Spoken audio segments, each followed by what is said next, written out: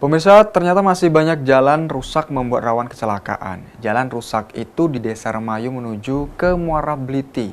Sampai kini belum diperbaiki, pengendara harus berhati-hati bila melewati jalan tersebut karena rawan kecelakaan.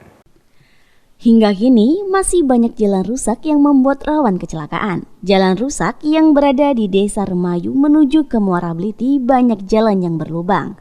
Dan sampai saat ini jalan tersebut belum diperbaiki. Pengendara harus berhati-hati apabila melewati jalan tersebut dikarenakan rawan kecelakaan. Menurut Dipa, warga Desa Remayu, jalan menuju ke Muara Bliti sudah lama tidak diperbaiki. Tidak sedikit namun banyak jalan berlubang yang membuat pengendara harus berhati-hati apabila melewati jalan tersebut. Kalau untuk pengendara roda 4 mungkin masih bisa menghindari, tapi kalau bagi pengendara roda 2 bisa berbahaya. Ia inginkan jalan yang berada di Desa Remayu menuju ke Muara Bliti cepat diperbaiki, dikarenakan tidak sedikit jalan yang berlubang, akan tetapi sangat banyak. Randi Putra Pralingga, Silampari TV melaporkan.